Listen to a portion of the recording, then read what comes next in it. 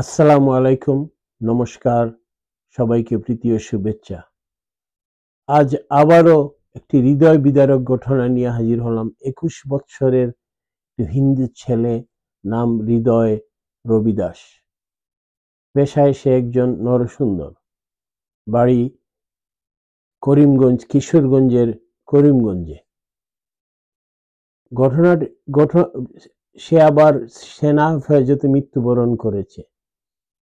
কি শুরু হয়েছে আমার সেই প্রিয় বাংলাদেশে? মানুষ কি কোথাও নিরাপত্তা নেই? সে সেনা হেফাজতে কিভাবে মৃত্যুবরণ করে সেটাই তো প্রশ্ন। ঘটনা বিবরণে যা আমরা জানতে পেরেছি, সে তার এই কিশোরগঞ্জের বাজারে সে একজন নরসুন্দর, একজন গরিব রিক্সাওয়ালার ছেলে।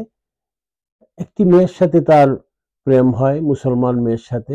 সেই সূত্র ধরেই স্থানীয় ইউনিয়ন পরিষদের চেয়ারম্যান, মেম্বার, ওরা এই হৃদয় রবি দাসকে ডেকে নিয়ে যায়, সাথে ওর চাচাতো ভাই। তো ওইখানে ওকে কিছুক্ষণ জিজ্ঞাসাবাদ করে মারধর করে সেনাদের কাছে, সেনা ক্যাম্পে পাঠিয়ে দেয়। তো সেনা ক্যাম্পে যে দুইজনকে নিয়ে যায়, দুইজন দুই রুমে ছিল।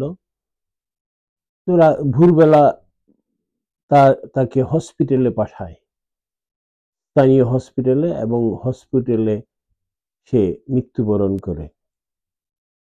সাংবাদিকদের প্রশ্নের মুখে সেনা কর্মকর্তারা বলেন, পোস্টমর্টম হওয়ার পরে ওনারা এ ব্যাপারে ডিটেলস, কিন্তু প্রশ্ন যে বাস্তব সত্যটা হলো ছেলেটা সেনা হেফাজতে মারা গিয়েছে। আমি বুঝতে পারি না আমাদের প্রাণপ্রিয় সেনাবাহিনীর কি হয়েছে। এর আগে আরো ২-৩টা ঘটনায় ওনারা কি বুঝতে পাচ্ছেন না? ওনারা এই মানবাধিকার সংস্থাগুলো এইসব রিপোর্টগুলো ওদের কাছে পৌঁছানোর পর সেনাবাহিনীর উপরে কি অবস্থা হতে পারে? যেমনটি আমাদের দেশে র্যাবের উপরে হয়েছিল। তো এখন যদি সেনাবাহিনীর উপরে নিষেধাজ্ঞা আসে, এইগুলো হয়, তো অবস্থা তো একদম কাহিল হয়ে যাবে। আপনারা বিদেশে যেতে পারবেন না ডিউটিতে। একটা ছেলে গরিব হোক, যাই হোক, হিন্দু হোক, সে কেন মারা যাবে? সেনা হেফাজত, বাংলাদেশের বর্তমানে পুলিশ তো জঙ্গিরা ধ্বংস করে দিয়েছে।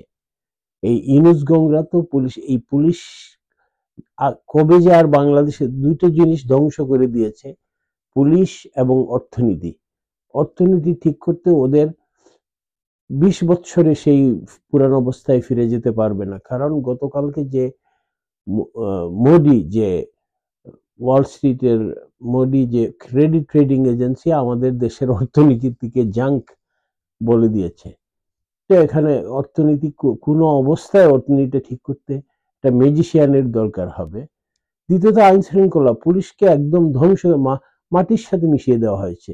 আরেকটি রিপোর্ট জানলাম, পুলিশকে এক কমিশনারকে ডেকে নিয়ে পুলিশকে সেনা হেফাজতে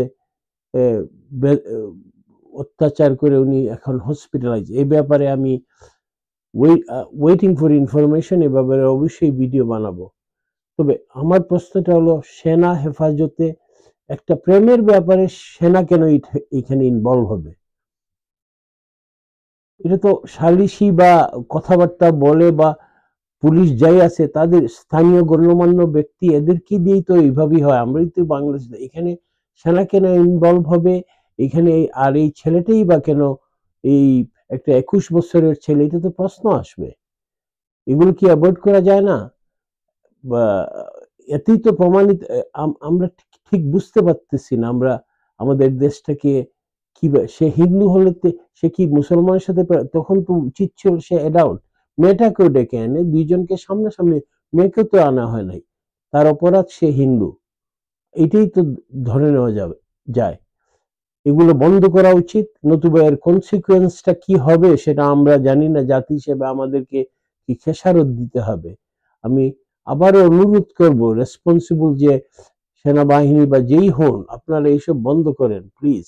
এটার কনসিকুয়েন্স আপনারা দেখতে পাচ্ছেন না, ইমোশনে হয়তো আপনাদের হাতে বন্দুক, আপনারা বুঝতেছেন না, কিন্তু with the bird's eye view পরিণতিটা করুন, আমাদের অবস্থাটা আমরা কোথায় নিয়ে যাচ্ছি। আজকে এইটুকুই, ভালো থাকবেন, সবাইকে ধন্যবাদ।